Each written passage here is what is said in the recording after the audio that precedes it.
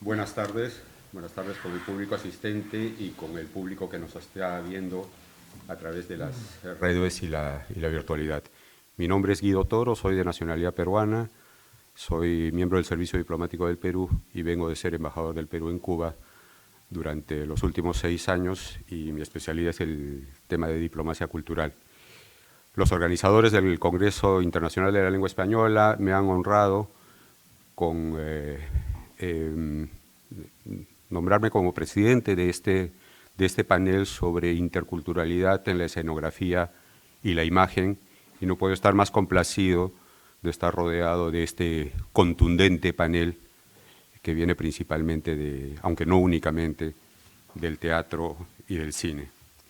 Está como coordinador de este panel Manuel Gutiérrez Aragón, que tiene una extensísima carrera tanto en el cine como en la televisión y en la literatura y el teatro. Es miembro de número de la Real Academia de Bellas Artes de San Fernando y académico de número de la Real Academia Española. Ha recibido, entre otras distinciones, el Premio Nacional de Cinematografía, el 2004, la Medalla de Oro de la Academia de Cine de España, el 2013, la Medalla al Mérito de las Bellas Artes 2013 y la Medalla de Cinematografía de la Universidad Internacional Menéndez Pelayo. Al revisar su numerosa filmografía, me di cuenta que había varias películas que son parte de la memoria colectiva de mi generación en el cine en el Perú.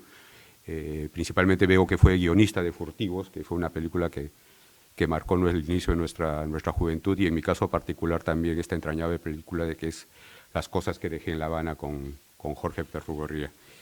Él también ha hecho teatro a partir del año 79, haciendo el proceso de Franz Kafka sobre la base de la adaptación de Peter Weiss, y también ha hecho adaptaciones de óperas sobre la base de textos de Federico García Lorca. Ha hecho también trabajos para la televisión, probablemente el más conocido son los capítulos del Quijote, de la primera parte, y luego llevó al cine la segunda parte bajo el nombre del Caballero Don Quijote. Es también autor de varias obras en literatura, tanto de narrativa como de ensayo, y en narrativa, novelas y cuentos. También nos acompaña hoy día Estela Artacho García Moreno.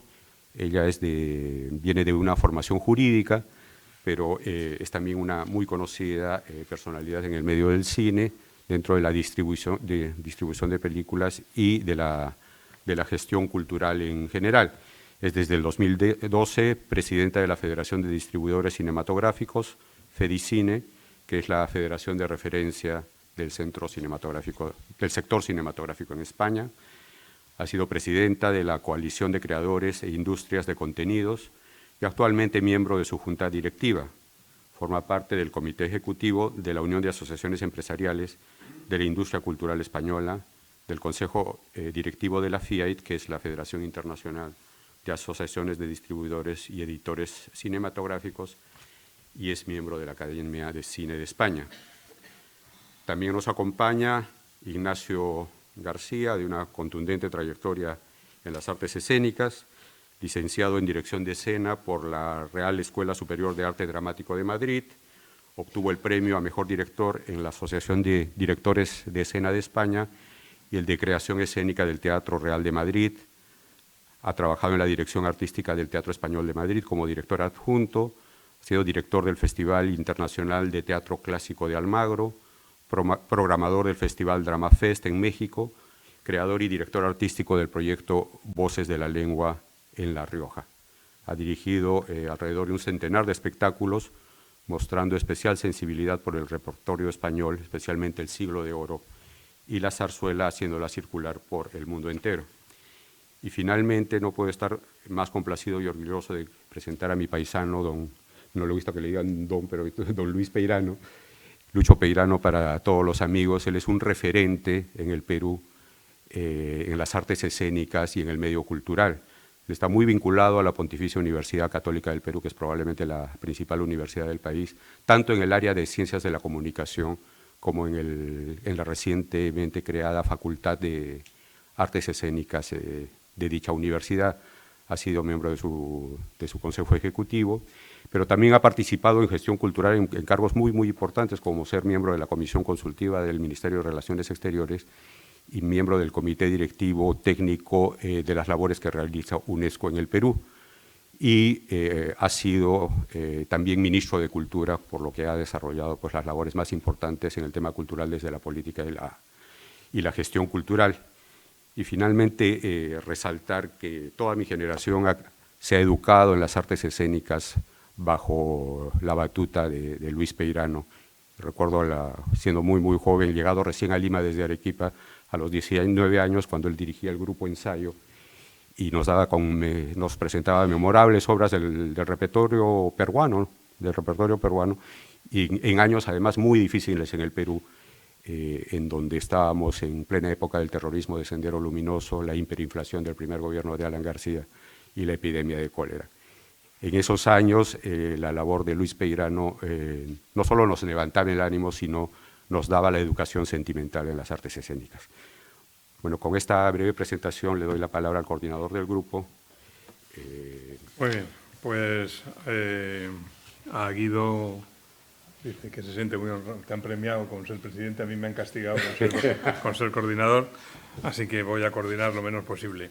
La primera que nos va a hablar es Estela Artacho, que es una especialista a la que conocemos todos los cineastas desde hace tiempo y que ha trabajado muchísimo en el cine. Hablar de distribución ahora no es solo una cosa meramente, digamos, académica y económica, ¿no? de algo que ya se ha hecho, sino que ahora casi las cosas empiezan a suceder al revés, ¿no?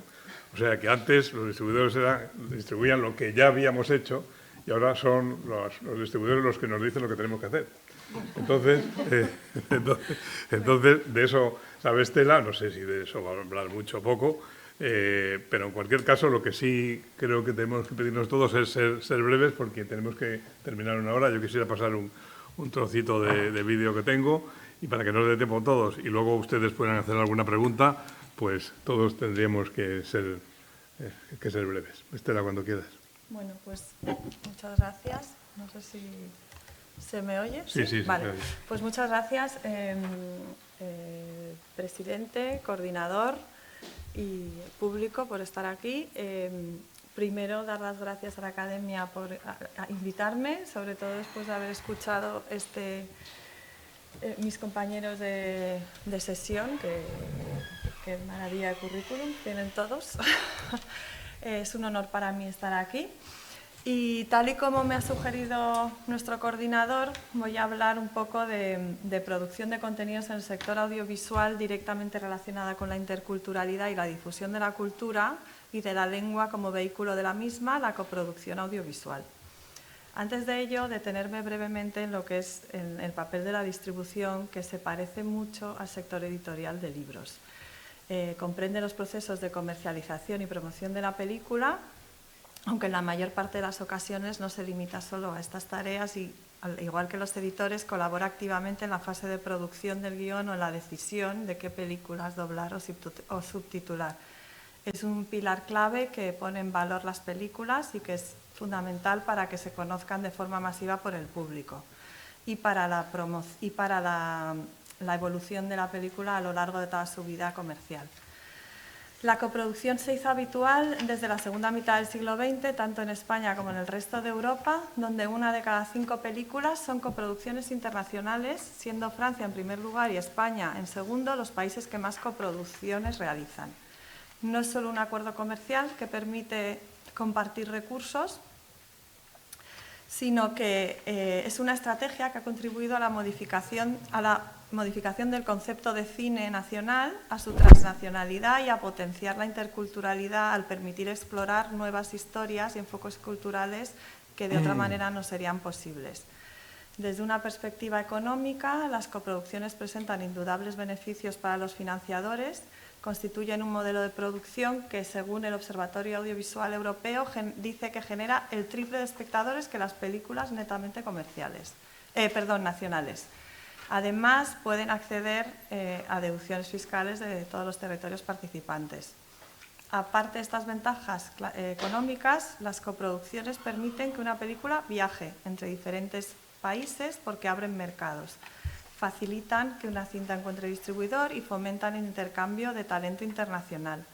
En definitiva, generan sinergias entre los profesionales de la industria, fomentan un tipo de relación duradera y a largo plazo entre los países y las personas que forman parte del proyecto y promueven la presencia de las películas en diferentes festivales y eventos internacionales.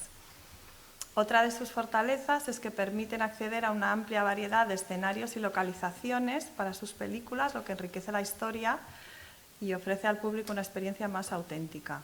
Un ejemplo bien reciente es la coproducción hispano-argentina Empieza el baile, premiada con la Biznaga de Plata, Premio del Público en la reciente edición del Festival de Málaga, que a lo largo de su trama nos acompaña en un viaje de Madrid hasta Buenos Aires, pasando por Santa Fe y Mendoza, repleto de maravillosos paisajes que nos ayudan a entender mejor la historia. Y por supuesto, no quiero dejar de mencionar el papel tan importante que juega el lenguaje y la musicalidad de los diferentes acentos en la producción. Y aunque en ocasiones el mismo idioma pueda llegar a ser tan diferente que resulte difícil entender algunas palabras, como hemos visto en algunas sesiones a lo largo de estos días, los distintos dialectos y pronunciaciones enriquecen el patrimonio audiovisual añadiendo giros y matices a la lengua que de otro modo nos perderíamos. Por todo ello, no es descabellado decir que la coproducción es la aportación desde la cinematografía al mestizaje.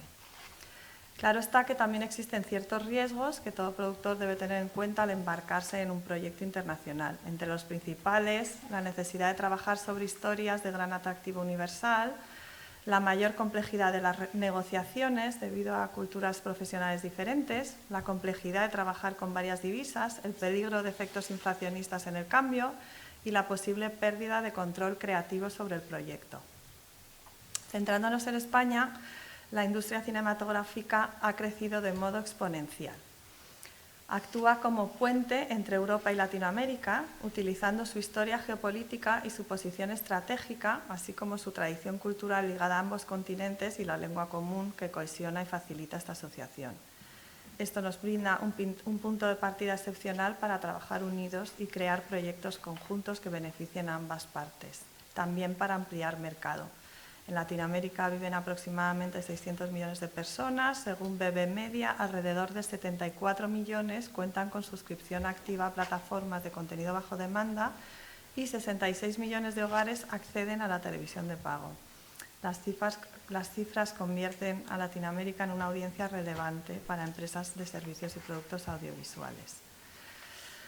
Así, nuestra ficción seriada también empieza a girar alrededor del mercado latino, ofreciendo producto local pero exportable.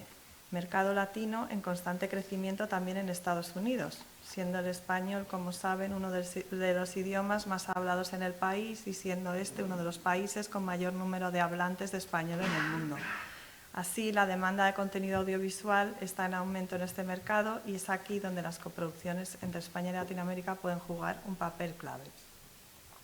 Tomando en cuenta el potencial de la producción en español, gracias a estos mercados americanos y gracias precisamente a la lengua que nos une.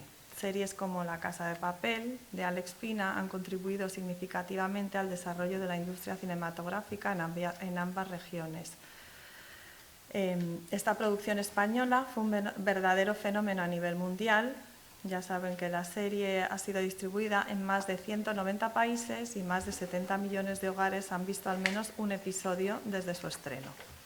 La cooperación entre España y Latinoamérica en la industria cinematográfica ha sido constante desde hace décadas, pero en los últimos años ha crecido en importancia y relevancia. España es el segundo inversor extranjero en la producción audiovisual en Latinoamérica, después de Estados Unidos. Según datos del Instituto Español de Comercio Exterior, el ICEX, en 2020 España invirtió más de 67 millones de euros en coproducciones con Latinoamérica. Además, las coproducciones entre España y Latinoamérica han aumentado significativamente en los últimos años. Solo en 2019 se estrenaron en España más de 80 películas latinoamericanas, de las cuales casi la mitad fueron coproducciones con España. Además, estas coproducciones permiten la difusión de la lengua y la cultura española en otros países y regiones del mundo. Pero además de los beneficios culturales y artísticos, la coproducción entre España y Latinoamérica también tiene un impacto económico muy positivo. La inversión en producción y distribución de películas genera empleo y contribuye al desarrollo económico de los países involucrados. Un estudio de la Comisión Económica para América y el Caribe muestra que las exportaciones de bienes y servicios creativos de la región alcanzaron los 16.000 millones de dólares en 2018 y se espera que sigan creciendo. Las coproducciones iberoamericanas son un factor clave en este crecimiento, permitiendo la colaboración entre países y la creación de obras con audiencia global. Los acuerdos de coproducción entre España y países latinoamericanos son numerosos y están respaldados por organismos como el Instituto de Cinematografía y de las Artes Audiovisuales, ICA, o el programa Ibermedia, aprobado por la Quinta Cumbre Iberoamericana de Jefes de Estado y de Gobierno en 1995, que ya ha demostrado su eficacia, ha contribuido a la realización de numerosas películas y series de alta calidad en colaboración a ambos lados del Atlántico. Ibermedia ha financiado más de 1.000 proyectos y ha invertido más de 100 millones de dólares en la producción y promoción de películas, documentales y series de televisión iberoamericanas. Además, ha apoyado la formación de cineastas y ha fomentado el intercambio de conocimientos y tecnologías entre países de la región. España tiene acuerdos de coproducción cinematográfica con Argentina, Brasil, Chile, Colombia, Cuba, Ecuador, México, Panamá, Paraguay, Puerto Rico, Perú, República Dominicana, Uruguay y Venezuela. Estos acuerdos facilitan la globalización de las coproducciones, establecen las bases para su financiación, producción y distribución entre los distintos países que suscriben el convenio y allanan el camino a los productores subsanando por posibles problemas de normativa local a los que pudieran tener que hacer frente. Que las coproducciones son fundamentales para el cine lo atestigua el hecho de que el Festival de Málaga creara en 2017 una zona de industria que engloba al conjunto de eventos diseñados para fortalecer las producciones cinematográficas iberoamericanas. El MAFIZ, que promueve la financiación, producción, distribución y venta del cine español en todo el mundo, se ha considerado, tiene un objetivo transversal para esta amplia área industrial. Por su parte, el evento anual Spanish Screenings tiene como objetivo promover el cine español y latinoamericano en el mercado internacional. En los últimos años, esta iniciativa ha evolucionado significativamente y ha ampliado su alcance, convirtiéndose en un evento clave para la promoción del cine español y latinoamericano en el mercado internacional. En la actualidad se celebra en el Festival de Málaga, se ha consolidado como uno de los lugares de encuentro más importantes de la industria. Más recientemente, gracias a los fondos Next Generation EU y al apoyo del ICEX, otra vez, del Instituto de Comercio Exterior, se han creado nuevas líneas de apoyo para los creadores digitales y se ha mejorado la promoción del cine español en el mercado internacional. La colaboración entre España y Latinoamérica en la producción cinematográfica ha dado como resultado obras de arte que han sido reconocidos a nivel mundial por su calidad, originalidad y profundidad. Y tengo unas cuantas ejemplos, pero no sé si me debería... voy a hablar simplemente de una reciente, de las más recientes, ¿vale? Coproducción hispano-argentina, competencia oficial, con Penélope Cruz y Antonio Banderas, que obtuvo el premio a la mejor película de comedia en los premios Feroz de 2022, categoría que este mismo año compitió con la coproducción hispano-mexicana Voy a pasármelo bien, una de las 10 películas españolas más vistas del año pasado en torno a la música de los Hombres G, que además ha supuesto un relanzamiento de este grupo con conciertos por todo el mundo. Asimismo, entre nosotros tenemos buenos ejemplos de esta colaboración intercultural que tan buenos resultados ha cosechado. Manuel Gutiérrez Aragón dirigió y colaboró en el guión final de la coproducción hispano-cubana Una rosa de Francia, basada en 2 cuentos de Lino Novas Calvo. Y pasando al formato de historia seriada, 4 estaciones en La Habana, basada en la tetralogía Las 4 estaciones del escritor cubano Leonardo Padura, obtuvo en 2017 el galardón de los premios Platino como mejor teleserie iberoamericana y contribuyó en dar a conocer más si cabe la obra de Padura a nivel internacional. Pero debemos tener presente que las coproducciones también pueden plantear desafíos y retos, como la necesidad de evitar caer en la apropiación cultural o la representación erróneas de ciertas culturas. Por ello, es especialmente importante que los cineastas trabajen con un enfoque intercultural responsable y sensible, capaz de escuchar con interés y atención las singularidades de las diferentes culturas para conseguir crear obras cinematográficas auténticas y respetuosas. Me gustaría concluir, ya acabo, señalando que la coproducción internacional se ha convertido en una pieza clave de la industria cinematográfica en todo el mundo y en particular en la relación entre la de España y Latinoamérica. A través de esta colaboración se han creado obras de arte únicas, se han establecido relaciones duraderas y se han abierto mercados. Además, la coproducción no solo deja una huella cultural y artística, sino que también tiene un impacto económico y social muy positivo al generar empleo y contribuir al desarrollo de los países involucrados. Las coproducciones son un vehículo formidable para dotar de contenido a la palabra interculturalidad que da título a este panel. No se concibe ya el futuro de la industria sin este diálogo creativo y comercial entre dos territorios que comparten lo más rico de dos universos, el idioma. Un mismo idioma que contribuye a ayudarnos a conseguir lo que siempre aspiramos con nuestras historias, que sean universales. Muchas gracias. Muy bien.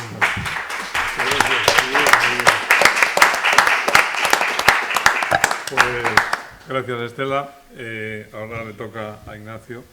Ignacio, aparte de haber dirigido durante no sé cuánto tiempo, 4 o 5 años, ¿no? 5 años. 5 años, el mejor festival de teatro que hay, no solo en España, sino uno de los mejores de Europa, pues es un especialista en teatro, sobre todo en teatro del siglo de oro, por lo menos hasta donde llegan mis conocimientos.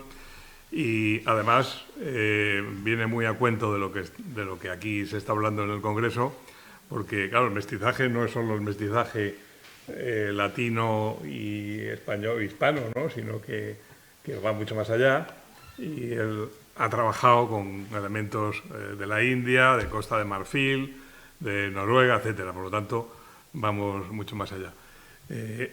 No sé si también van a poner efectos sonoros mientras hablas, pero en fin, ya sabes que yo he procurado que estaba muy bien, la selección sonora estaba estupenda. Muchísimas gracias, y gracias al Congreso Internacional y a los organizadores por invitarme, y a todos los compañeros de la mesa. No puedo evitar siempre en estos contextos tener un cierto síndrome del usurpador, porque los del teatro pues no somos, ni pretendemos ni podemos ser academia, pero intentaré hablar de la experiencia de la mía y de la que heredamos de nuestros ancestros teatrantes desde tiempos inmemoriales. El teatro hispánico es un teatro eminentemente mestizo e intercultural desde su origen.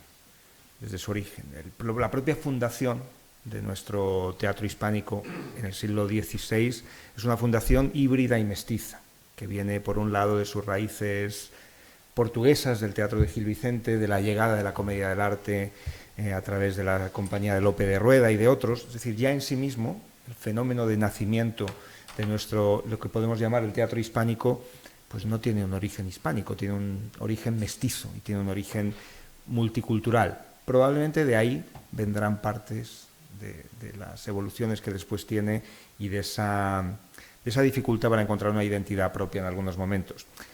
Tiene algo que ver con saben que existía ya en el mundo latino ese fenómeno compositivo llamado contaminatio. Tomaban dos textos diferentes griegos y los mezclaban, los agitaban, y de ahí salía una pieza nueva que no era ninguna de las anteriores, que tenía partes de ambas, pero que era una especie de nuevo Frankenstein. Sé que no es muy académico tampoco lo del concepto del Frankenstein, pero era un poco esa idea. El teatro español tiene algo de eso, tiene algo de un fenómeno que toma de otros lugares, digo, la influencia portuguesa de Vicente, la influencia italiana, que después llegará también con los metros nuevos, con el endecasílabo, pero además llega a una sociedad que en sí misma es mestiza. La sociedad española en la que surge la comedia nueva, después de Lope, es una sociedad en la que convive lo cristiano, lo sefardí, lo morisco, con sus metros diferentes, con sus versos diferentes, con sus músicas diferentes, con sus cocinas diferentes, con sus sabores diferentes. Y eso probablemente da en los corrales de comedias un resultado tremendamente exótico, tremendamente sabroso, pero difícil de clasificar. Probablemente las clasificaciones que se han hecho posteriormente nos han dado una imagen más armónica y más unitaria de lo que realmente eran los corrales de comedias en el siglo XVII, porque la mayoría de nosotros, creo que tanto aquí como al otro lado del océano, estudiamos esa tríada de los grandes poetas del siglo de oro, que eran Lope de Vega, Tirso de Molina y Calderón de la Barca. Y, híjole, como dicen en México, pues claro, resulta que los tres son castellanos, son hombres, son blancos, son heterosexuales y son curas. Se nos pone un poco difícil, ¿no? O sea, es un poco estrecho. Y entonces, pues, digamos que una de las preguntas que ha fundamentado todo mi recorrido teatral a lo largo de mi vida es, ¿de verdad nuestro siglo de oro era eso? ¿Dónde estaban las mujeres? ¿Dónde estaban los mestizos? ¿Dónde estaba el mundo sefardí o el mundo morisco? ¿Dónde estaban los heterodoxos desde el punto de vista del pensamiento? Y resulta que sí que estaban. Que la narración histórica fue reduccionista y nos explicó una parte del siglo de oro que no es representativa de todo lo que pasaba en los corrales de comedia. Los corrales de comedias, por cierto, fueron en el siglo de oro un espacio tremendamente libre para su contexto. Una mujer, un criado, un bufón, podía decir en el corral de comedias cosas que no podía decir en ningún otro contexto. La convivencia entre hombres y mujeres, la convivencia entre estratos sociales diferentes en el corral de comedias era completamente diferente que en el resto de la sociedad. Quisiéramos ser muy luminosos en la manera de definirlo, podemos pensar que los corrales de comedias fueron un microcosmos en el que se experimentó una hipótesis de sociedad diferente. Porque hago algunas reflexiones sobre ese tema. Las mujeres estaban presentes en un momento en el que esa España contrarreformista que tanto se nos ha contado en la ausencia de derechos, pero en un momento en el que en la liberal Inglaterra isabelina o en la liberal Francia, las mujeres tenían prohibido legalmente escribir, tenían prohibido interpretar, tenían prohibido subirse a un tablado. ¿Recuerdan quién hizo Julieta en el Romeo y Julieta original? Un hombre. ¿Recuerdan quién hizo Ofelia en el Hamlet original? Un hombre. Nosotros no. Nuestra Rosaura lo hizo una mujer. Nuestra Laurencia en Fuenteovejuna lo interpretaba una mujer. Las mujeres, en los corrales de comedias, interpretaban, dirigían, escribían. Tenemos centenares de autoras, desde las más reconocidas. Solo con las mujeres principales de ese panorama nos hacemos una idea del mestizaje y la interculturalidad, volviendo al título. Ana Caro Mayén, andaluza, morisca, de origen, adoptada por una familia católica. Ángela de Acevedo, portuguesa, de origen, que escribe en castellano y estrena en los corrales de comedias. Sor Juana Inés de la Cruz, mestiza, nacida en Nepantla, en las afueras de la Ciudad de México, a la falda de los volcanes. Eso nos da, solo esas tres mujeres nos dan una imagen inmediatamente que atomiza la univocidad masculina, blanca, castellana, por no entrar a hablar de lo que se escribía en gallego, A contenda dos labradores do río Miño, escrita en 1681 sobre la jurisdicción de las aguas del Miño entre pescadores portugueses y españoles. Un tema absolutamente vigente, escrita en 1681 en verso, con versos en portugués, versos en castellano y versos en gallego. De alguna manera, todo esto desmonta el mito fundacional de que esa España católica y unívoca era lo que reinaba en los teatros. Nuestros teatros eran tremendamente mestizos y eso, igual que nuestra sangre, permitió que se mezclara de una manera mucho más natural y mucho más inmediata con otras culturas. Cuando el teatro, como instrumento de evangelización, llega a las Américas, sobre todo a través de los jesuitas y de toda la obra teatral como mecanismo de evangelización, se mezcla inmediatamente. Tenemos textos de Sor Juana y de otros autores mexicanos, Juan Ruiz de Alarcón, mestizo ilustre, que estrena en los corrales de la corte. Tenemos textos escritos bilingüemente en castellano y en náhuatl, del siglo XVII. Tenemos en el Perú textos escritos en quechua y en castellano. Existe esa mezcla. Yo siempre planteo la misma pregunta cuando tenemos nuestro complejo hispánico. Le digo, oigan, cuéntenme textos del 17 anglosajón que se mezclen con las lenguas nativas americanas. O del 18, del 19, exacto. O díganme un autor nacido en las Américas, como Juan Ruiz o como Sor Juana Inés, que estrenara en los teatros de Londres en el siglo XVII. Y siguiendo lo que dice, en el 18 o en el 19. O grandes autoras en el teatro francés o en el teatro isabelino. Creo que esa interculturalidad existe y es una fuente constante de alimentación y además es una esencia. Ayer lo decíamos en la charla que hacíamos con Jorge Drexler, solo una obra de Sor Juana, o de María de Zayas, o de Calderón, o de Juan Ruiz de Alarcón, solo una obra tiene más polirritmia que todo el teatro isabelino junto. El pentámetro iámbico predominante, con muy breves excepciones de alguna canción en los textos shakespearianos o en los textos de Marlowe, toda la producción isabelina no llega a la polirritmia de cualquier texto. Tomamos los empeños de una casa de Sor Juana y hay sonetos, y hay silvas, y hay décimas, y hay redondillas, y hay pies quebrados, porque escribían muy bien, no solo. Claro que escribían muy bien, claro que eran muy diestros. Sor Juana era la 10ª musa, tenía una destreza manual absoluta, pero sobre todo había un fundamento mestizo. Como dice Cervantes, lo que se sabe sentir, se sabe decir. Escribían bien porque habían heredado los metros cortos de la tradición árabe, porque el endecasílabo había llegado de Italia, porque el octosílabo estaba en el romancero, porque esa interculturalidad y ese mestizaje estaba absolutamente dentro del ADN.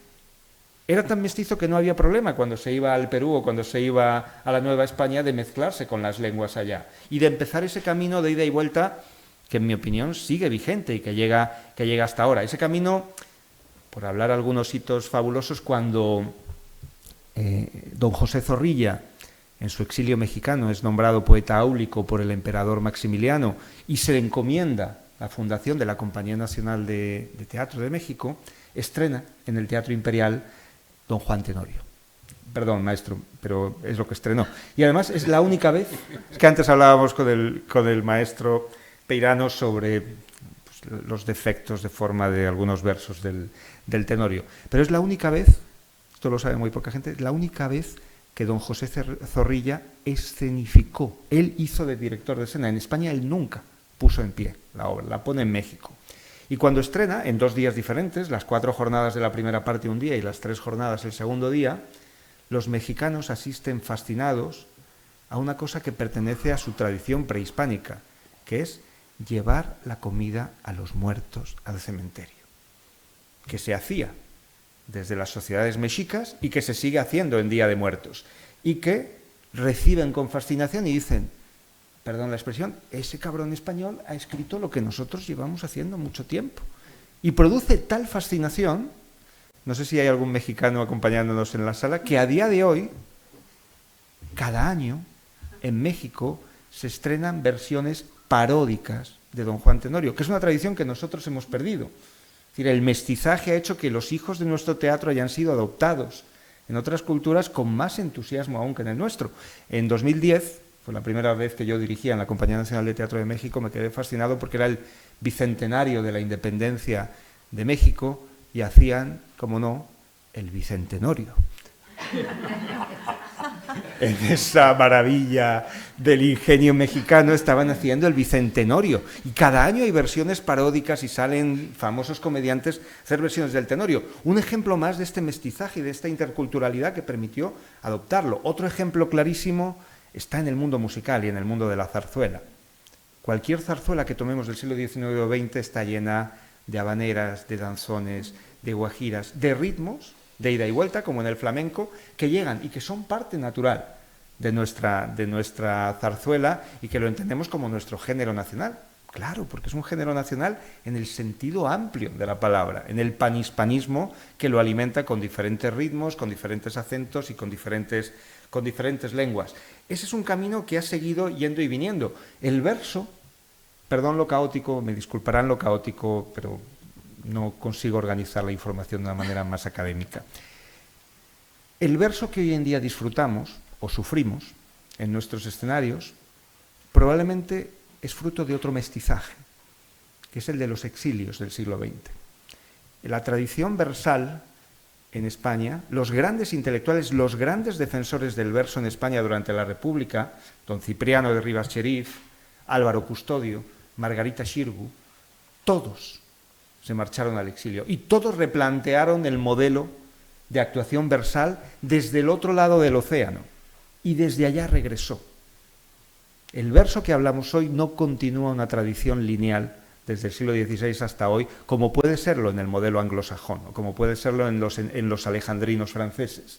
Nuestro modelo ha sufrido los vaivenes de esta historia compartida y está mezclado entre la historia nuestra y la historia del otro lado, igual que hoy en día nuestra escena, hablando de interculturalidad, a partir de los años 80 y de la situación política en Chile, la situación argentina, es indudable que, por ejemplo, el impacto de la escena argentina en la escena española ha sido brutal y sigue siéndolo.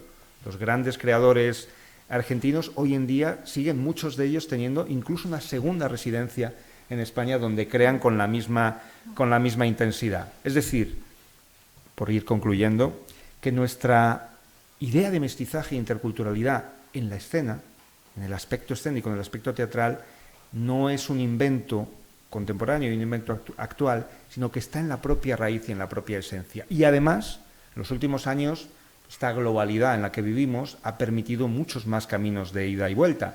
Algunos surgidos de la iniciativa de las grandes instituciones, pienso en Iberescena, pienso en la iniciativa de la Agencia Española de Cooperación, de establecer un puente continuo entre las compañías teatrales y las artes escénicas de España y de los países hermanos en América Latina, pero también pienso, y me van a permitir que acabe con 3 ejemplos personales de 3 experiencias que he podido disfrutar personalmente, dirigiendo Siglo de Oro en el mundo. Yo tengo la gran fortuna de haber podido dirigir a Lope, a Sor Juana, a María de Zayas, a Calderón, en 25 países en el mundo, en lenguas muy raras, y hoy en día hay en repertorio Un perro del hortelano en el Teatro Nacional de Hungría, que yo dirigí, en Portugal, en muchos lugares. Pero hay 3 ejemplos significativos que nos ayudan a entender, a mí al menos, esta interculturalidad y que a mí me han enseñado más del Siglo de Oro de lo que nunca aprendí con ningún maestro en España. La primera fue una Fuenteovejuna que dirigí en Costa de Marfil y en la que cuando Laurencia decide que hay que vengarse y el pueblo la secunda en la venganza, las actrices marfileñas me contaron qué se hacía con los violadores en cada una de sus etnias. Y cada solución era más atroz. En una los decapitaban, en otras orinaban sobre el cadáver. Y entonces pues me entró, volviendo al inicio, como hombre blanco, castellano, heterosexual, no cura, para ahí no llego a la última, pero hasta ahí, ¿qué derecho moral tenía yo a juzgar cuál era su solución para eso, ¿no? A partir de lo que ellas leían en Lope de Vega? Y entonces decidí, pues, democráticamente, no usar ninguna de las soluciones, sino usar todas. Y hacer una danza africana en la que decapitaban al violador, orinaban sobre su cuerpo, lo ponían sobre una pica. Cuando hicieron eso en el estreno en Abiyán, en Costa de Marfil, 400 mujeres en el público se levantaron a bailar y cantar con las protagonistas. En el mayor ejemplo de catarsis barroca teatral que yo he tenido en mi vida. Nada de lo que yo he visto nunca en un teatro en Europa se parece a lo que pasaba en un corral del siglo XVII, más de lo que vivía en Abiyán. De manera que probablemente para releer nuestros textos a veces nos tenemos que ir muy lejos. Otro ejemplo me pasó en la India haciendo Quijote, en donde los actores que hacían Quijote y Sancho pertenecían a 2 castas diferentes y no podían comer juntos. Perdón de nuevo lo poco académico y lo impropio del lenguaje, pero ¿qué mierda le voy a enseñar yo sobre la situación social en España en el siglo XVI a 2 actores que están en el siglo XVI y que están viviendo esa misma situación? Y era impresionante cómo se comprendía toda la dialéctica social del Quijote. La tercera, te la comparto para que entiendan cómo sigue vivo nuestro teatro hoy en día. Yo en 2 semanas continuaré un proyecto que ya empezamos el año pasado en Kiev, haciendo La vida es sueño, de Calderón, en ucraniano. Ensayando como se puede y ensayando a veces en el búnker y a veces bajo las bombas. Viva nuestro invicto rey, viva nuestra libertad, dicen en algún momento. todo en La vida del sueño es absolutamente contemporáneo. La distopía entre sueño y realidad, no saber si lo que están viviendo es una película, una mala película, una pesadilla o es realidad. El dilema de la libertad individual y la libertad colectiva bajo el yugo opresor. Tanto es así que hace una semana apareció una noticia de que en Ucrania quieren llamar a Rusia oficialmente, ahora como país, Moscovia. Igual exactamente que como la llama Calderón en La vida del sueño. Es decir, que nuestra interculturalidad y nuestro mestizaje hoy en día va más allá de las fronteras del mundo panhispánico y llega a un mundo global en el que si queremos y lo defendemos y no nos avergonzamos de esa leyenda negra teatral, sino que ponemos en valor lo que fuimos, lo que somos y lo que podemos seguir siendo, pues creo que podremos seguir alimentándonos de lo que en otros lugares ven cuando leen un texto de Calderón o de Lope, y también podremos alimentar sus sueños, sus ilusiones y sus frustraciones a partir de nuestros textos y a partir de la esencia, no de lo que fuimos, sino de lo que somos, porque como dice Juan Mayorga, el pasado no está detrás, está dentro. Muchas gracias.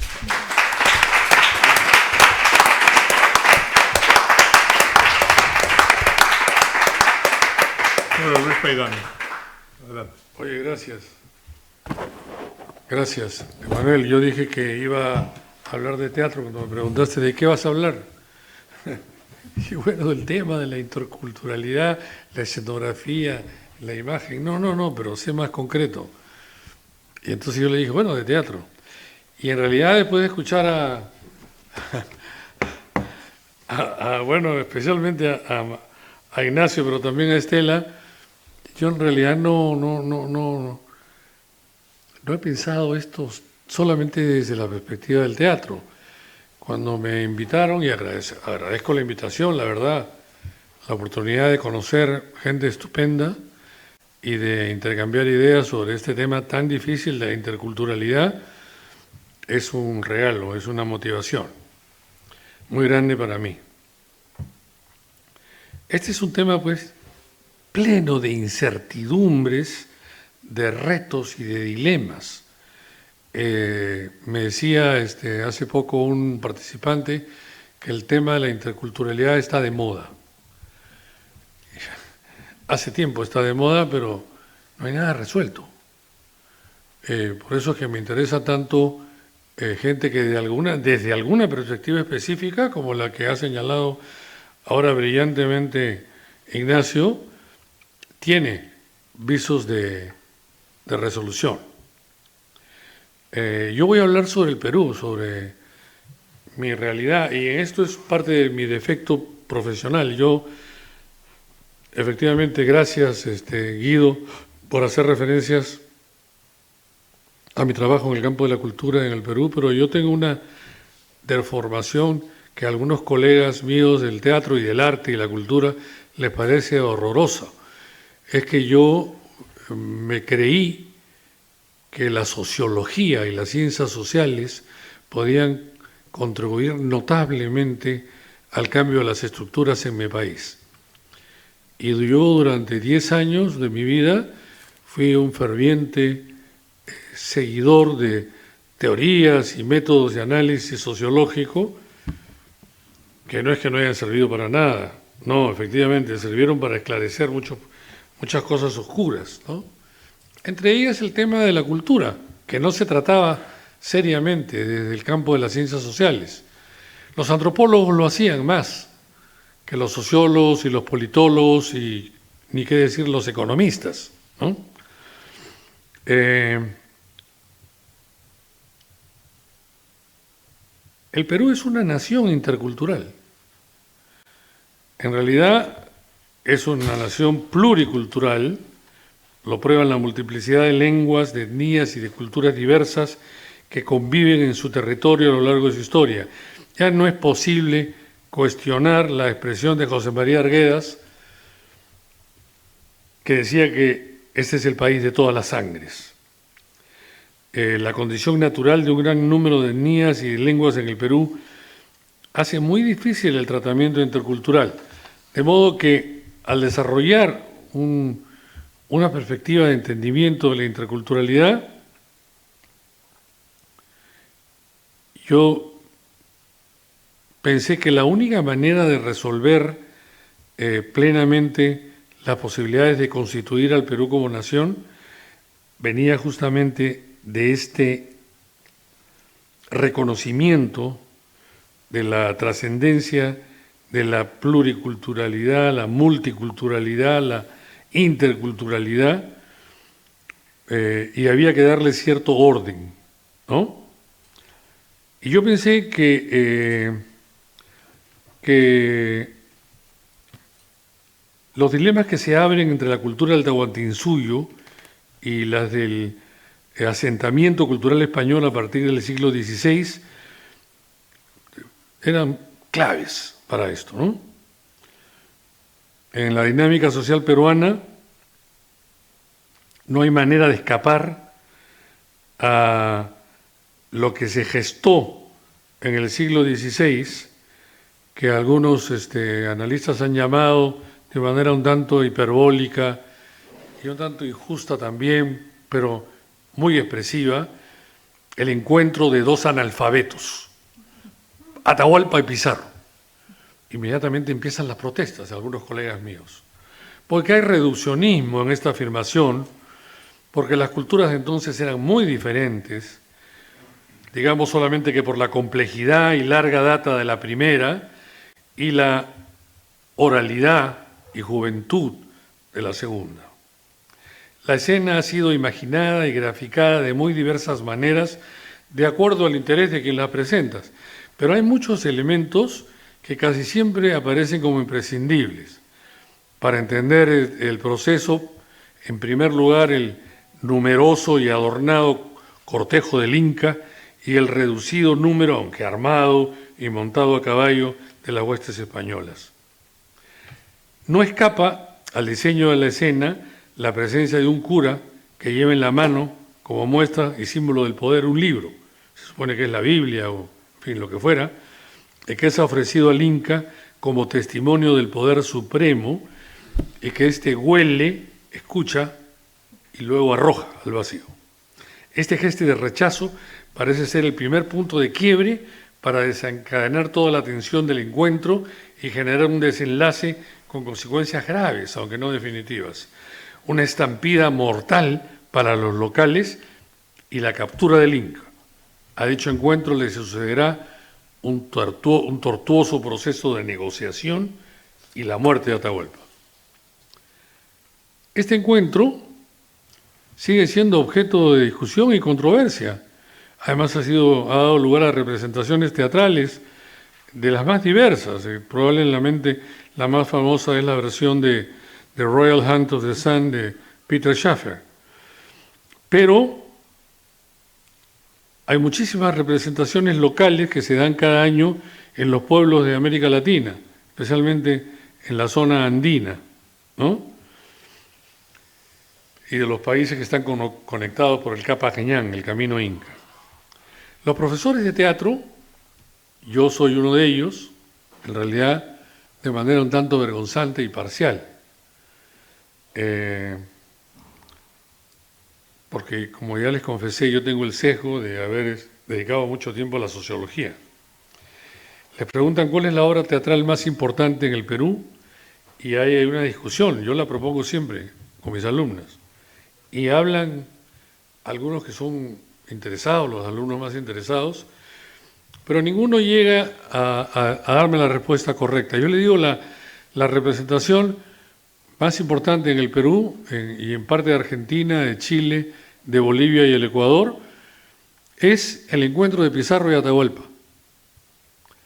Y efectivamente, si uno se da el trabajo, puede encontrar muchas representaciones. Yo he estado en varias de ellas, una de ellas en Carguamayo, que ha sido rescatada por el antropólogo Luis Millones, a 4.200 metros de altura. Todos los meses de agosto se significa la captura y muerte de Atahualpa. No hay manera de escapar a estas imágenes. Este encuentro es capitalizado por los más diferentes sectores y en los momentos más increíbles. Sale de nuevo este tema, ¿no? Y los sociólogos y los politólogos, que les encantan imaginar escenarios, ¿no?, del futuro incluso, ¿no? La futurología no es un crimen. Hay muchas instituciones en Europa y en Estados Unidos que se dedican a la futurología, ¿no? Y que tienen en cuenta el escenario. El escenario es algo clave, que aparece siempre, incluso en las versiones periodísticas, que imaginan hacia dónde vamos, ¿no? Y para volver al teatro, yo digo, en el teatro lo lindo es que no había, el escenario era siempre el mismo. A lo largo de la historia del teatro se ha complicado con una serie de elementos y de adornos y de aparatos muy justificados en términos del espectáculo, ¿eh? No tengo nada contra ellos, pero que han alejado al arte teatral como tal y a la experiencia comunitaria que hay sobre el teatro de los verdaderos logros de este arte milenario, ¿no? La escenografía, en el sentido de acondicionamiento visual del escenario previo al inicio del espectáculo, y que se hace materia en los telones pintados que aparecen al momento de empezar el espectáculo, es un fenómeno posterior en la historia y que aparece renovado cuando se incrementa el uso tecnológico de la iluminación. Acordémonos que no es que de siempre no existiera un intento de escenografiar. Sí, ha existido siempre este intento. Pero el escenario no es la escena ni tampoco la escenografía. Y vale a tener en cuenta esto. ¿Por qué? Porque quienes han hecho teatro, y más que yo incluso, en algunos casos han heredado esta tendencia de los 2 últimos siglos de construir decorados, ¿no? La ópera ha contribuido muchísimo a esto. En fin, el teatro a la italiana en general, ¿no? Pero la reacción de esta idea de la escenografía como decorado ha sido muy fuerte desde el siglo pasado. Ha ido cambiando para desembarazarse del artificio e incluso pretender algo que me pareció siempre absurdo, pero que tuvo mucho sentido en el siglo XX, ¿no? Prescindir del texto, de la palabra. Hay muchos espectáculos, y algunos de ellos muy buenos, donde la palabra está arrinconada y en algunos casos expulsada, ¿no? ¿Por qué? Porque por privilegiar el hecho de que el teatro no es la palabra es muy importante, por favor. Es más, cuando alguien quiere referirse a mí como director de teatro, me dice que le he dado mucha importancia a la palabra, al siglo de oro. No, tú diriges a otros sacramentales, ¿no? Casi como una concesión, ¿no? Pero las reacciones contra el naturalismo, en fin, que se han dado pues de todas las maneras posibles en Europa, ha hecho que haya una suerte de, y yo por eso le puse esto como subtítulo a mi reflexión, ha hecho que se cuestione la mendacidad de las palabras. La expresión no es mía, sino de un sociólogo muy especializado en temas culturales, que lamentablemente desapareció muy tempranamente, Gonzalo Portocarrero. La historia de la escenografía en el teatro nos muestra que esta no ha desaparecido, en realidad no desapareció nunca, ni siquiera cuando el autor pedía lo contrario. Durante los años 70, 80 y 90, en la que yo tuve mucho más actividad teatral, escuché siempre que los directores decíamos, no, en esta obra no hay escenografía. No, 4 palitos, 2 teloncitos, ya vemos. No hay escenografía, lo importante son los actores. Y bueno, es verdad. Pero volvemos al tema de la intraculturalidad y del encuentro de Atahualpa y Pizarro, que se hace de la manera más, llamémosle escolar, de la manera más elemental, de la manera más, en algunos casos infantil, de la manera más ingenua, ¿no?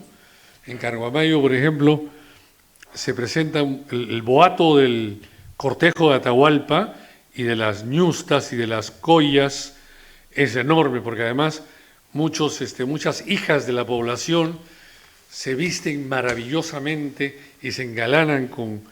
la zona de Carguamayo produce muchísima filigrana en plata.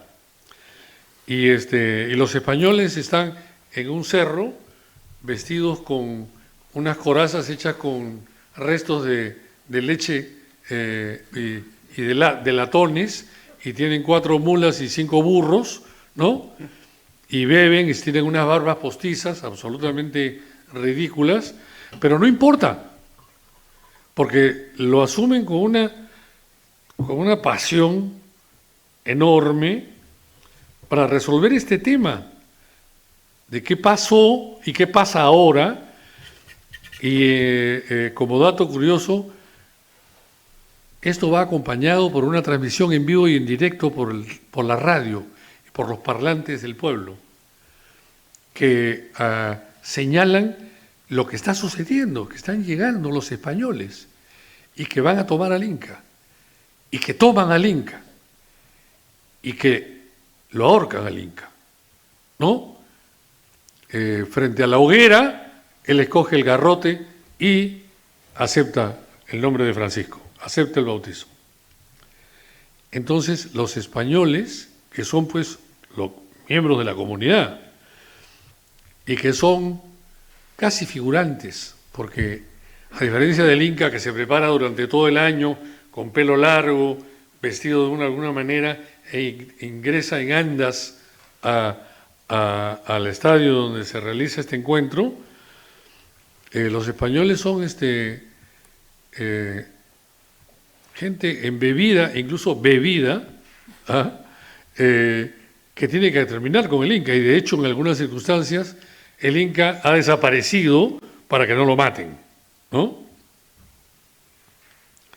El principal problema de la interculturalidad en nuestros países consiste en definir quiénes son los protagonistas de esta multiplicidad de cultura, incluso habiendo señalado 2 principales, como en este caso. Se trata de definir con mayor rigor quién es uno y quién es otro. El otro es el gran dilema de la definición cultural, y mucho más cuando uno y otro son sujetos sociales. Como señalan muchos colegas míos, el reto intercultural consiste en un Perú en relación al otro Perú. Ciertamente no basta con señalar un origen indígena o hispano, porque ya se ha superado las famosas corrientes indigenistas y hispanistas en nuestra historia y en nuestra vida cotidiana. Pero no hay correlatos directos que nos permiten señalar cómo ha sido procesado. Hay algunas imágenes y algunas de una cierta trascendencia, aunque salieron a la luz mucho tiempo después de haber sido producidos.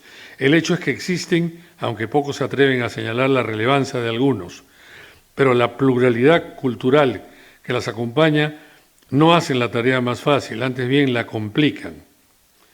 El mejor ejemplo para mí está en algo que se señalaba en un panel esta mañana, que es la famosa crónica de buen gobierno de Felipe Guamán Poma de Ayala, que para algunos es el mejor libro sobre historia del Perú y que recién se conoció muchos años después de ser producido. Los dibujos de Guamán Poma de Ayala explican con muy buenas maneras al monarca español la terrible situación del indígena durante la colonia. Y como para evitar dudas sobre los límites de su escritura, Guamán Poma de Ayala dibuja las escenas en las que ilustra y amplía lo escrito en el texto para ir más allá de las palabras con el sentido de su mensaje. Hay obviamente muchos muchas inscripciones. Algunos compañeros que compartieron conmigo estas ideas protestaron, por ejemplo, frente a la enorme riqueza visual producida por la escuela cusqueña, ¿no? Durante las primeras décadas de la colonia. Sin embargo, debemos decir que con toda la belleza de estas pinturas, no hay allí una escenografía, no hay una presentación de imágenes que resulten de la situación. Probablemente las hay solamente en el caso de las castas, cuando el virrey manda, por orden de la colonia, del rey, dibujar las mezclas raciales entre blancos, indios, negros, chinos, produciendo nombres específicos para cada uno de estos resultados. Ahora, no hay imágenes del indio, por lo general. La excepción lo puedo citar, es los trabajos de Francisco Lazo, un buen pintor republicano, estudiados por una historiadora del arte que se llama Natalia McLuff. No hay imágenes, no hay escenografías que nos permitan reconocer qué sucedía en los procesos sociales, incluso muy pálidamente en el teatro. Porque si bien, efectivamente, las obras que venían de España y después de Francia y después de Inglaterra eran reconvertidas por los cómicos de allá, no había una producción sustantiva, sino es hasta el siglo XX. En el siglo XX aparece un personaje en la escena teatral que se conoce como el cholo, que reemplaza al desdibujado y poco presente personaje indígena. El cholo empezó a tener presencia protagónica en el teatro popular en el Perú, rescatando características del personaje clásico de la comedia italiana, de la comedia española, pero que por su atractivo y vitalidad comenzó a conducir la acción teatral, insistiendo en algunos rasgos propios, especialmente el de su condición racial. Es así que los teatros de la ciudad aparecen desde principios del siglo pasado marcados por la presencia de los cholos. Ellos no aguardan el perfil apagado, humilde, pasivo del indio. Ya no hay el personaje menor, arrinconado, sino son personajes desinhibidos, retadores, desafiantes. Entre ellos hay 4 cholos famosos, ¿no? El Cholo Rebolledo, por ejemplo, que fundó el primer sindicato de actores del Perú.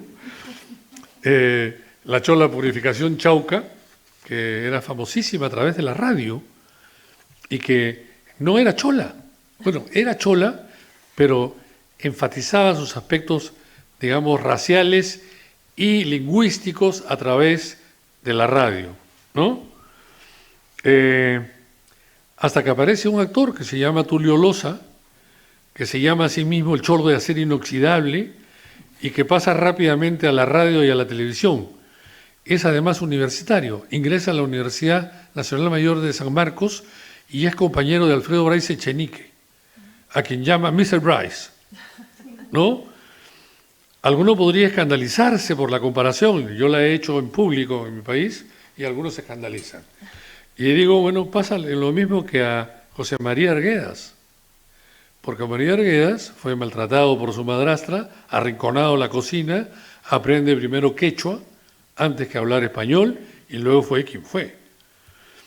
Tulio Loza no es que tuviera la condición terrible de la madrastra, pero es un cholo, es un indígena, es un indio que llega a la ciudad y es compañero de Mr. Bryce y después descubre que la televisión puede aparecer como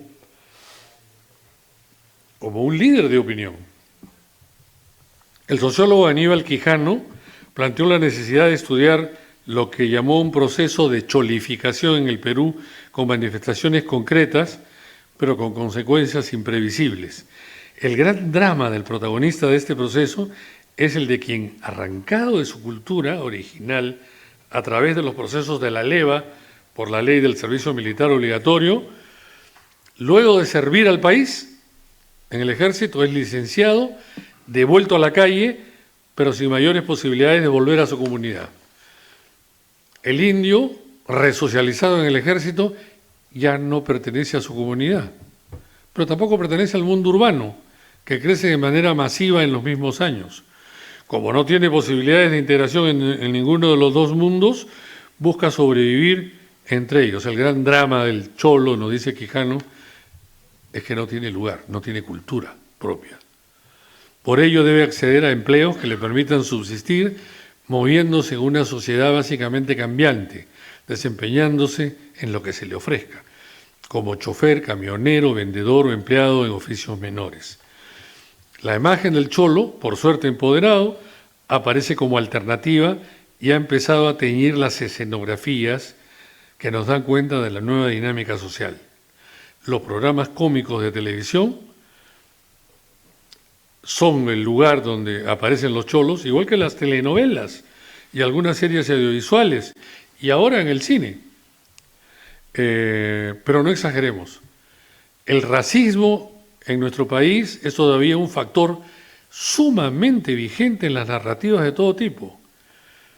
Las escenografías en los medios de comunicación nos dicen que algo está pasando, porque además los guionistas y los escritores utilizan ya a estos personajes, pero lamentablemente no tienen el peso de las imágenes que tenemos en las calles de Lima. Lima en este momento es una ciudad donde hay, no solamente Lima, todas las ciudades principales del Perú, hay protestas masivas, no solamente contra el gobierno, no solamente pidiendo mejores servicios, ¿no? En fin, colegios, pan y agua, sino, como decía hace poco un político, pidiendo presidente, pidiendo gobernantes diferentes. Ya tuvieron uno y fue un fracaso, este último. Entró y tuvo que salir porque intentó un golpe de Estado de una manera además absolutamente inconsciente e irresponsable. Pero las calles de Lima dan testimonio de una dinámica social que yo estoy seguro que va a aparecer en la televisión, en el cine y en el teatro. Gracias.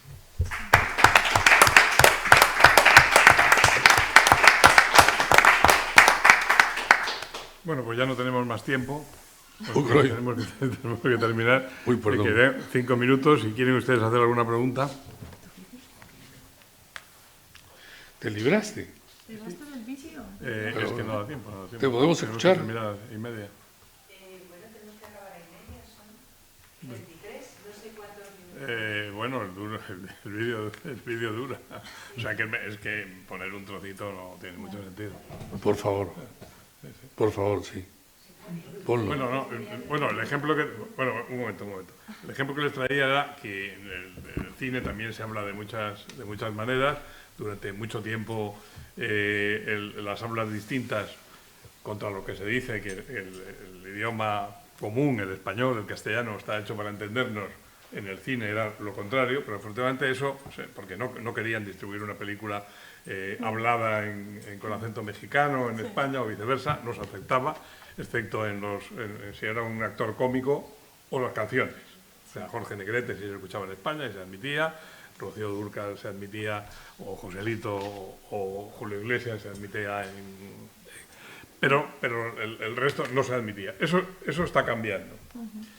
Pero entonces yo el ejemplo que les traía era un ejemplo cortito de una película de Berlanga. Primero vamos a poner una película que demuestra la dificultad de entender Sí. el español de Colombia en la propia Colombia. Y luego a continuación el ejemplo es un ejemplo absolutamente paradójico que me ha costado mucho encontrar, pero lo he encontrado, y es que cuando un director español filmaba una película en Argentina, por ejemplo, pues había que hacer 2 versiones porque no se admitía si no. O sea, había que doblar, hacer una versión en español argentino, ¿no? Y la misma versión, los mismos actores, todo, pero en español de Valladolid. Entonces, eso le pasó a Bardem rodando alguna película, y hay una película de Berlanga, que es la que les traía, en que verán ustedes que unos hablan en porteño, o sea, que la misma escena, los mismos personajes, la misma situación, hablan en porteño y hablan en español de Segovia. Entonces, vamos a verla y acabamos.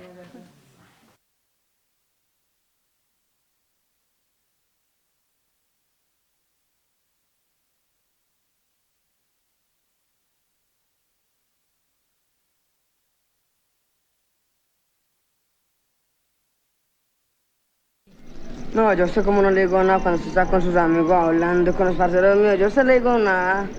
La sai che no mejor hablemos allí. Tengo una credencial. Perché la giusta non mi Ya dónde la robaría. Di un carro, marica. Sí, dale. Me la robé el carro. Mi amor por ti sube hasta las estrellas. No está chimba, hijo de puta.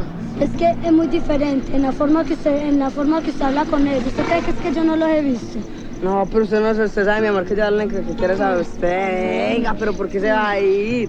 No, desea mejor. Antes si quiere, o si no, no seguimos. Antes de que decíamos, no, dígame mejor si usted sí me la da el 24, usted me dijo.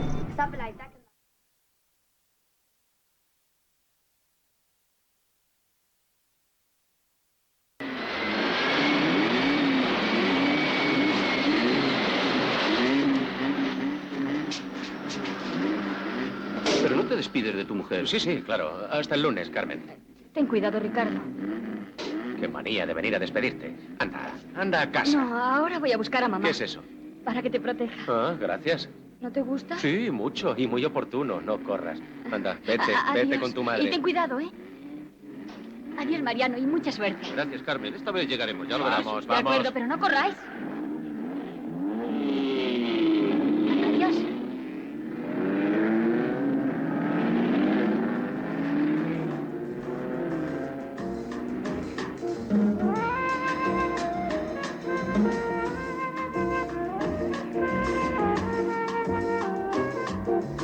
Eres un genio, Mariano. Soltero a tus años. No te entiendo, Ricardo. Si no aguantas a Carmen, ¿por qué no la dejas? Tú ríe. Es la última vez que te sirvo de tapadera.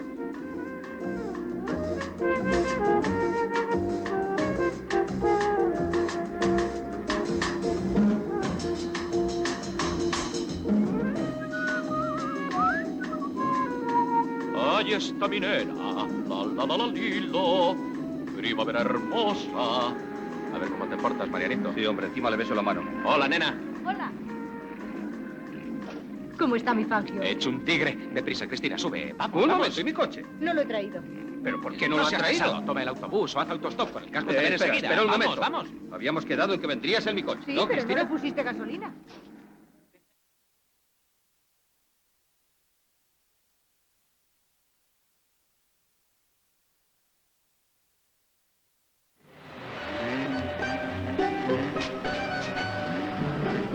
Che, ¿no te despedí de tu mujer? Sí, sí. Chao, querida. Chao, chao. Ten cuidado, querido. Qué manía esto de venir a despedirme a las carreras, ¿eh? Francamente. No, ahora voy a buscar a mamá. ¿Qué es esto? Te lo compré ayer. Ah, lindo. Lindo, ¿Te sí, no gusta? corras, te espero. Significativo. Bueno, chao, querida. Chao, querido. Chao. Ten cuidado, ¿eh? Adiós, Mariano, y que tengas suerte, Gracias, ¿eh? Carmen. Esta vez ganamos, ya verás. Tengan Vamos, cuidado, vamos, ¿eh? vamos. No corras. ¡Chao! ¡Adiós!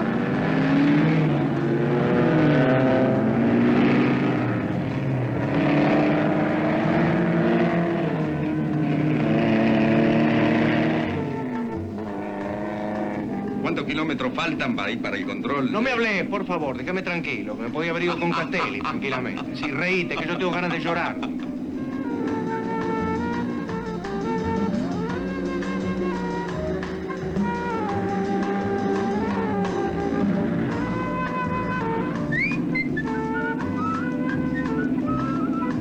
Así está mi nena, primavera hermosa, la, la, la. A ver cómo te portas, ¿eh? Y drama, sí. A ver cómo te portas vos. Hola, nena. Hola.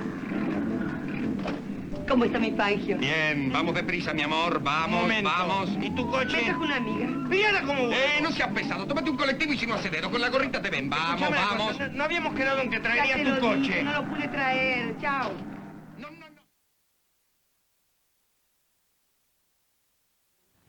Carita Virgen, mira, yo te espero a las par de la venta.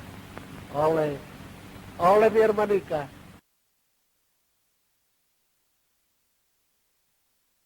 ¿Y todos estos son hermanos tuyos? Algunos han metido extraje, pero la mayoría hermanos. ¿Y cuándo te quedaste sin padre? ¿De usted le ha dado un pequeñajo que anda por ahí? Estoy para servirle a usted, ya la acompaña, don Juan Manuel. Gracias, hombre. Pues cuando él vino al mundo, mi madre se fue. ¿Y tu padre? Jesús, de mi padre más vale no hablar. Nadie cuida de vosotros. Sí, señor. La Virgen y los ángeles que no reparan en eso de ser gitano. Entonces tú haces de madre de todos estos. Digo, de madre y de padre. Al principio me vi un poco apurada, pero me acordé de mi nombre. Esperanza me llama. Y con la esperanza puesta me fui por esos mundos de Dios. Que eran 10 mis hermanillos. Mejor, así no tendría competencia en mi cuadro flamenco. Y por los cortijos nos fuimos a cantar y a bailar. Y desde entonces no le ha faltado cada noche a mis hermanillos un tomate así de grande y un cacho pan. Toma, colorín, eso te lo he traído de Inglaterra. Ay, va, qué papi. ¿Esto qué es? Agárralo bien, colorín, no vaya a soplar el viento y salga volando. ¿Pero este papel qué es? ¿Un testamento? Dinero, colorín, un billetazo. ¿Un billete? Pues por el tamaño tiene que ser por lo menos de 300 pesetas. De un poco más, colorín. Gracias, José Luis. Que la Virgen te lo pague. Y a usted también, don Juan Manuel, que en mi negrura he visto como ese billete salir de su cartera y la cartera está muy cerca del corazón. Tú has sabido llegar a él y el camino no era fácil. Para una gitana, ¿verdad? Sí, pero es que tú eres diferente. Pues va usted a seguir encontrando diferencias. Estas 1000 pesetas se las tiene usted que cobrar en cante y en baile. Y le vamos a poner un precio de amigo. A 3 reales la hora. ¡Venga, niño! Un poquito de cante y de baile en honor de don Juan Manuel a la puerta de la cueva. ¡Adelante con los varones! ¡Venga! Dicen que don Juan Manuel es más serio que un tricornio. Y que cuando ve un calé se lo lleva a los demonios. Por mi abuela yo no digo que tantos equivocados. Don Juan Manuel es un ego que lo baja a su canal. A la cueva lleva un diablo, 1000 pesetas nos dio él. El peso que hemos quitado de encima don Juan Manuel.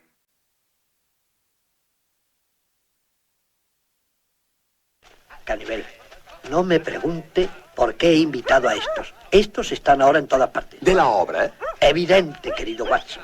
Pero escuche, el del centro no es Castañ. Sí, es él. Ah, no, esto no lo acepto. ¿Pero qué le pasa? No, hombre, este Castañ es un fill de puta. Estaba en un banco en Barcelona, comprende, y me negó un crédito a mí.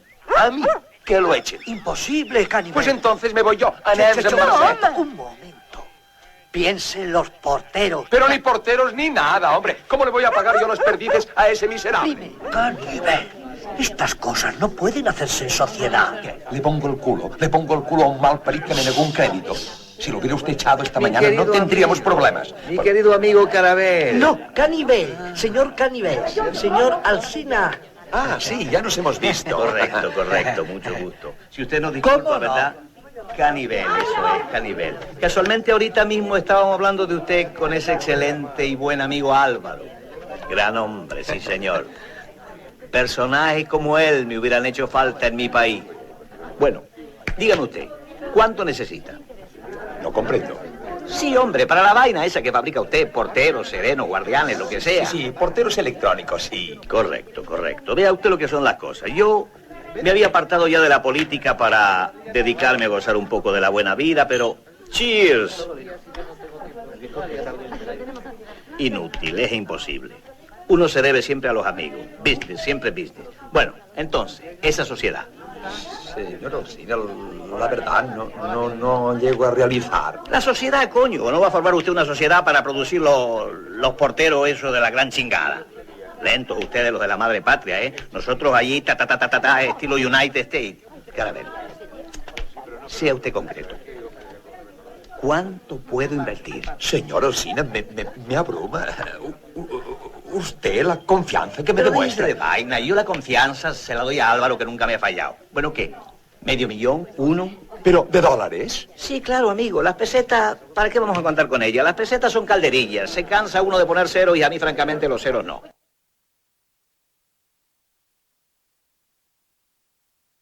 ¿Ustedes no querían salir de Cuba? Pues ya llegaron. Pero no de esta forma, Rosa. Oye, hablen bajito, coño. Aquí las paredes tienen oído. Además, nadie te dijo que hicieras una cosa así. Tan malagradecida como eres, coño. Siempre lo eres. Malagradecida, malagradecida. Y cuando Lumila se iba a casar con el italiano, ¿eh? Que te tomaste todas las pastillas, armaste todo el artista ese del envenenamiento para que ahora hagas esto. Porque no me dio la gana que se fuera con ese come mierda de italiano. Nosotros somos 3 y tenemos que estar unidas. Por eso no la dejé ir. ¡Qué lejos has llevado tu espíritu de sacrificio, Rosa! Ahora yo comprendo a la tía. Tiene 2 esclavas en la tienda y ha vendido una tercera. Pues a mí no me parece tanto sacrificio.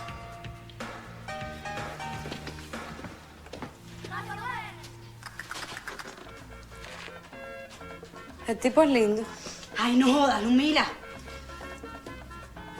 Ay, mis hermanas. Ustedes no se han fijado bien, pero en este país hay tipos que están buenísimos. Tienen unos paquetes. Ay, esos toreros. ¿Y las piernas que tienen? ¿Ustedes se han fijado en las piernas? Las tienen duras como palo. Eso debe ser porque aquí se juega mucho fútbol. ¿No? ¿Y las nalgas? Óiganme, esos futbolistas tienen unas nalgas así, duras. Por eso yo voy a trabajar como una mula. Y me voy a alquilar un piso para mí sola. Y todo lo voy a llenar de futbolistas y de toreros.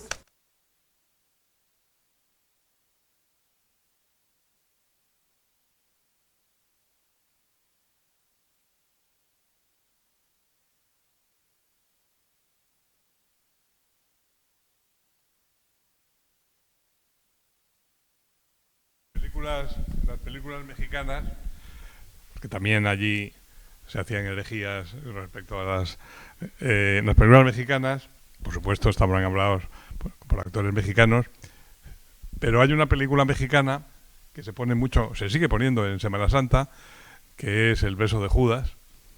Entonces hay un personaje que hace de Jesucristo y Jesucristo en cambio habla en castellano de Castilla. O sea que en México Dios habla en español. Bueno, pues nada, muchas gracias.